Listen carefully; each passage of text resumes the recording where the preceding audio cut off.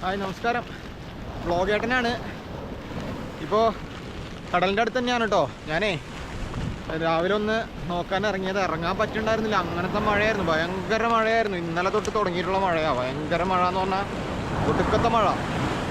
അപ്പോൾ മഴ ഒന്ന് കുറഞ്ഞപ്പോൾ ഇങ്ങോട്ടൊന്ന് ഇറങ്ങിയതാണ്. എല്ലായിടത്തും പ്രശ്നങ്ങളാണ്. ശരിക്കും രാവിലെ തന്നെ കണ്ട് മനസ്സൊക്കെ തകർന്നു പോയി. ശരിക്കും വയനാട്ടിലെ കാഴ്ചകളൊക്കെ കണ്ടിട്ട് ആ ഉരുൾപൊട്ടലും എത്രയോ നമ്മുടെ പ്രിയപ്പെട്ട സഹോദരങ്ങളാണ് അവിടെ മരിച്ചു പോയി. ഇനിയും ഒരുപാട് പേരെ കിട്ടാനുണ്ട്, കാണാനുണ്ട്. ആ കാഴ്ചകളൊക്കെ കണ്ടിട്ട് ശരിക്കും പറഞ്ഞാൽ തകർന്നിരിക്കുകയായിരുന്നു. അപ്പോൾ മഴ ഒന്ന് കുറഞ്ഞപ്പോൾ വീട്ടിലിരുന്നിട്ടേ ഇതൊക്കെ കണ്ട് വാർത്തകളൊക്കെ കാണും. ഇത്തരം കാഴ്ചകളൊക്കെ കാണുമ്പോൾ നമ്മുടെ മനസ്സിങ്ങനെ ഭയങ്കരമായിട്ട് ഒരു വേറൊരു അവസ്ഥയിലേക്ക് പോകും. അപ്പോൾ അതുകൊണ്ടൊന്ന് ഇറങ്ങിയതാ. ഒരു കടപ്പുറത്തേക്കൊന്ന് വരുമ്പോൾ അത് നമുക്ക് എന്താണെങ്കിലും മനസ്സിലെന്ത് വിഷമം ഉണ്ടെങ്കിലും എന്താണെങ്കിലും നമ്മുടെ കടലിൻ്റെ അടുത്തേക്കൊന്ന് വന്ന് ഈ കടലിൻ്റെ ശബ്ദവും ഇതൊക്കെ ഒന്ന് കേൾക്കുമ്പോൾ നമുക്ക് ചെറിയൊരു ആശ്വാസമാണ്. അത് നിങ്ങൾക്ക് എത്രത്തോളം പറഞ്ഞാൽ മനസ്സിലാവുമെന്നറിയില്ല.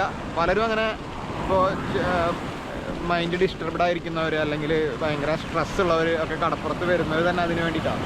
അപ്പോൾ അതുപോലെ ജസ്റ്റ് ഒന്ന് ഇറങ്ങി. അപ്പോൾ കടലൊക്കെ ശാന്തമാണ് കേട്ടോ, വേറെ പ്രശ്നങ്ങളൊന്നുമില്ല. ഇവിടെ യാതൊരു പ്രശ്നവും ഇല്ല എന്ന് വേണമെങ്കിൽ പറയാം. നമ്മുടെ അവിടെ സേഫാണ്. അപ്പോൾ പ്രത്യേകിച്ച് മലയോര മേഖലകളിലുള്ളവർ ഒന്ന് ശ്രദ്ധിക്കുക കേട്ടോ. എല്ലാവരും ഒന്ന് ശ്രദ്ധിച്ചിരിക്കുക. കാരണം ശ്രദ്ധിക്കുക എന്ന് പറഞ്ഞിട്ടും കാര്യമൊന്നുമില്ല. അവർ ആ പാവങ്ങൾ രാത്രി കിടന്നുറങ്ങുന്ന സമയത്താണ്, രാത്രി 1 മണിക്കും അല്ലെങ്കിൽ 2 മണിക്കും 3 മണി സമയത്തൊക്കെ ഉരുൾപൊട്ടലുണ്ടാകുമ്പോൾ എന്ത് ശ്രദ്ധിക്കാനാ, നമ്മളെങ്ങനെ അറിയാനാ? ഉറങ്ങിക്കിടുന്ന ആളുകളാണ് ഇങ്ങനെ പോകുന്നത്. അപ്പോൾ ഒരു കണക്കിന് നോക്കുമ്പോഴേ ഞങ്ങൾ എപ്പോഴും ഞങ്ങളുടെ പ്രശ്നങ്ങൾ ഇങ്ങനെ പറയും. കടലിൻ്റെ പ്രശ്നങ്ങൾ, കടപ്പുറത്തെ കടലാക്രമണത്തിൻ്റെ ഭീഷണി പ്രശ്നങ്ങളൊക്കെ അത് കണ്ട് ഒരുപാട് പേര് പ്രാർത്ഥിക്കുകയും സപ്പോർട്ട് ചെയ്യുകയും ഒക്കെ ചെയ്യുന്നുണ്ട്. പക്ഷേ ഞങ്ങൾ ഒരു കണക്കിന് നോക്കിയാൽ ഞങ്ങൾ സേഫാണ്. കടലിൻ്റെ പ്രശ്നം, കടലങ്ങനെ പെട്ടെന്ന് കയറി വന്നിട്ട് ഒരൊറ്റ നിമിഷം കൊണ്ടെല്ലാം തകർത്ത് ആളുകളെ ഒക്കെ കൊന്ന് ഇങ്ങനെ പോകുന്നില്ല. കടലിൽ കയറി വരുമ്പോൾ നമുക്ക് അറ്റ്ലീസ്റ്റ് രക്ഷപ്പെടാനുള്ളൊരു ഗ്യാപ്പെങ്കിലും കിട്ടും, ഓടി രക്ഷപ്പെടാനുള്ളൊരു ഗ്യാപ്പെങ്കിലും കിട്ടും ഇവിടെയൊക്കെ താമസിക്കുന്നവർക്ക്. പക്ഷേ ഈ ഉരുൾപൊട്ടലിൻ്റെ ഒക്കെ കാര്യം പറഞ്ഞാൽ അങ്ങനെയല്ലല്ലോ. ഒരൊറ്റ നിമിഷം കൊണ്ട് സംഭവിക്കുന്നതല്ലേ. ഒന്ന് കിടന്നുറങ്ങുന്നവർക്കൊന്ന് എഴുന്നേറ്റ് ഓടി മാറാൻ പോലുള്ള സമയം പോലും കിട്ടില്ല. അത് വല്ലാത്തൊരു കഷ്ടം തന്നെയാണ് അതൊക്കെ. അങ്ങനെ നോക്കുമ്പോൾ ഞങ്ങളൊക്കെ ശരിക്കും സ്വർഗത്തിലാണ് ജീവിക്കണേ. ഈ മഴക്കാലത്ത് ഉണ്ടാകുന്ന കടലാക്രമണത്തിൻ്റെ പ്രശ്നങ്ങളുണ്ട്, അത് ഒഴിച്ചു നിർത്തിക്കഴിഞ്ഞാൽ വേറെ പ്രശ്നങ്ങളൊന്നും തന്നെ ഇല്ല. അപ്പോൾ അങ്ങനെ ഇവിടെ കടൽ നന്നായി കുറഞ്ഞു. ഞാൻ പറഞ്ഞില്ലേ, കഴിഞ്ഞ ദിവസം ഞാൻ അവിടുത്തെ ഞണ്ട് ചാകരയും കാഴ്ചകളൊക്കെ കാണിച്ചില്ല അഞ്ചങ്ങാടിയിൽ. ഇപ്പം മീൻ കിട്ടുന്ന സമയമാണ്. പക്ഷേ ഇപ്പോൾ 2 ദിവസമായിട്ട് ഇന്നലെ ഇന്നുമായിട്ട് മഴയും കാര്യങ്ങളൊക്കെ ഉണ്ട്. ഇപ്പോൾ ഇന്ന് അവധി പ്രഖ്യാപിച്ചിരിക്കുകയാണ് കളക്ടർ. അപ്പോൾ അങ്ങനെയാണ്, അല്ലാണ്ട് വേറെ പ്രശ്നങ്ങളൊന്നും ഇവിടെ ഇല്ല കേട്ടോ. ഇവിടെയൊക്കെ നല്ലതുപോലെ കുറഞ്ഞു. ഇപ്പോൾ ഈ വീട് കണ്ടില്ലേ, ഞാൻ കാണിക്കാറുണ്ടായിരുന്ന കടൽ കയറി വന്നിരുന്ന ആ ഒരു വീട്, അവിടം വരെ ഒന്നും ഇപ്പോൾ കടലില്ല. കണ്ടോ, കടൽ ഇറങ്ങിക്കെടുക്കുകയാണ്. ഇപ്പോൾ ഇറക്കമാണ്. ഏറ്റവും ആകുമ്പോൾ അവിടം വരെ വെള്ളം ഉണ്ടാവും. പക്ഷേ എന്ന് വെച്ചിട്ട് അത്രയ്ക്ക് വലിയ പ്രശ്നങ്ങളെന്ന് പറയാനൊന്നും ഇല്ല കേട്ടോ ഇപ്പോൾ. അപ്പോൾ അങ്ങനെ ഇന്നലെ ഞാൻ അതിരപ്പള്ളി വരെ ഒന്ന് പോയിരുന്നു. അതിരപ്പള്ളി വെള്ളച്ചാട്ടം ഒന്ന് പോയി കണ്ടിട്ട് വന്നു. ശരിക്കും ഭയങ്കര രൗദ്രഭാവത്തിൽ തന്നെയാണ് അതിരപ്പള്ളി നിൽക്കുന്നത്. അത്രയും വെള്ളം ഉണ്ടല്ലോ, അത്രയും ക്വാണ്ടിറ്റി വെള്ളം അല്ല വരുന്നത്. അപ്പോൾ അത്രയും രൗദ്രഭാവത്തിൽ ഇങ്ങനെ അതിരപ്പള്ളി, രൗദ്രഭാവമാണെങ്കിലും നമുക്ക് ഒരു അവിടെ കാണാനുള്ളൊരു രസമാണ് കേട്ടോ. അപ്പോൾ അങ്ങനെ ഒന്ന് പോയി കണ്ടിട്ട് വന്നു, രാത്രിയായി തിരിച്ചെത്തിയപ്പോൾ. അപ്പോൾ അതിന് ശേഷം ഇപ്പോൾ ഇന്ന് നേരം വെളുത്തപ്പോഴാണ് ഇങ്ങനെ ഒരു ദുഃഖവാർത്ത വരുന്നത്. അപ്പോൾ അങ്ങനെ ഈ മഴക്കാലം നമുക്ക് ഇതുപോലെ ഒരുപാട് ദുഃഖവാർത്തകളാണ്. ഇപ്പോൾ അർജുൻ്റെ കേസാണെങ്കിൽ തന്നെ ഇതുവരെയും കണ്ടെത്താൻ പറ്റിയിട്ടില്ല. അപ്പോൾ അതിൻ്റെ കൂടെ അതിനേക്കാൾ വലിയൊരു വിഷമം നൽകിക്കൊണ്ട് ഇപ്പോൾ ഇത്. അപ്പോൾ അങ്ങനെ മഴക്കാലം, ഈ ഒരു മഴക്കാലവും എല്ലാ മഴക്കാലവും ഇതുപോലെ നമുക്ക് എന്തെങ്കിലുമൊക്കെ ഒരുപാട് ഇതുപോലെ പ്രശ്നങ്ങൾ അല്ലെങ്കിൽ ദുഃഖവാർത്തകളാണ് തരാറുള്ളത്. ഈ വർഷവും അതുപോലെ തന്നെ വലിയ വ്യത്യാസങ്ങളൊന്നും തന്നെ ഇല്ല.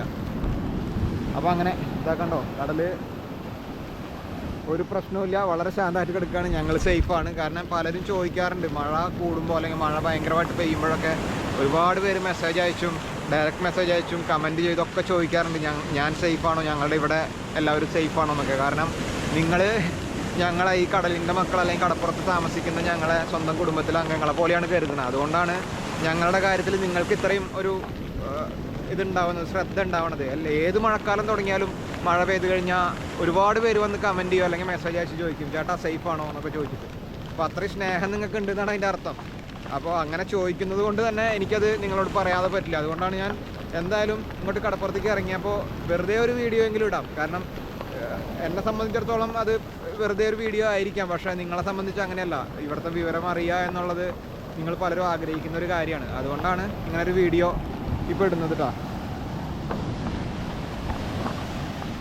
തകർന്നു പോയ സ്ഥലങ്ങൾ തിരിച്ചു കിട്ടിയെന്നൊന്നും പറയാറായിട്ടില്ല. ഇറക്കമായപ്പോൾ കടലിറങ്ങി എന്നേ പറയാൻ പറ്റുള്ളൂ. റോഡാണ് ഈ കാണുന്നത്. റോഡൊക്കെ അതുപോലെ തന്നെ കിടക്കുന്നുണ്ട്. മണലിട്ട് പിന്നെ നികത്തി പോയിട്ടൊന്നുമില്ല. അപ്പോൾ അങ്ങനെയാണ് ഇന്നത്തെ ഇവിടുത്തെ ഒരു അവസ്ഥ കേട്ടോ. അപ്പോൾ എല്ലാവരും പരമാവധി സേഫായിട്ടിരിക്കുക. അത്യാവശ്യം ഉണ്ടെങ്കിൽ മാത്രം പുറത്ത് പോവുക, അല്ലാത്ത സമയങ്ങളിൽ സേഫായിട്ടിരിക്കുക. അപ്പോൾ വിദ്യാർത്ഥികളൊക്കെ അവധി കിട്ടിയിട്ടുണ്ട്. അവധി കിട്ടിയത് പുറത്ത് പോയി കളിക്കാനോ അല്ലെങ്കിൽ മഴവെള്ളത്തിലോ വെള്ളച്ചാട്ടത്തിലോ അങ്ങനെയൊക്കെ പോയി കളിക്കാനൊന്നും ഉപയോഗിക്കരുത്. വീട്ടിൽ തന്നെ സേഫായിട്ടിരിക്കുക. കാരണം വെള്ളത്തിൻ്റെ പവറും ശക്തിയും സ്വഭാവവും എങ്ങനെയാണ് എപ്പോഴാണ് മാറുകയെന്ന് ആർക്കും പറയാൻ പറ്റില്ല. അപ്പോൾ അതുകൊണ്ട് സേഫായിട്ടിരിക്കുക. മലയോര മേഖലകളിലുള്ളവർ അപകട മേഖലയാണെങ്കിൽ എത്രയും പെട്ടെന്ന് സേഫായിട്ടുള്ള സ്ഥലങ്ങളിലേക്ക് മാറാൻ പറ്റുന്നവർ മാറുക. ഇപ്പോൾ ഗവൺമെൻറ്റിൻ്റെ ക്യാമ്പുകളുണ്ടെങ്കിൽ അങ്ങോട്ട്, അല്ലെങ്കിൽ ബന്ധു വീടുകളുണ്ടെങ്കിൽ അങ്ങോട്ട്, അങ്ങനെയൊക്കെ മാറിയിട്ട് പരമാവധി സേഫ് ആവാൻ നോക്കുക കേട്ടോ. നമുക്കിപ്പോൾ അങ്ങനെ പറയാനല്ലേ പറ്റൂ. അപ്പോൾ എന്തായാലും ശരി, പോട്ടെ, തിരിച്ചു പോട്ടെ. അടുത്ത മഴ വരുന്നുണ്ട്.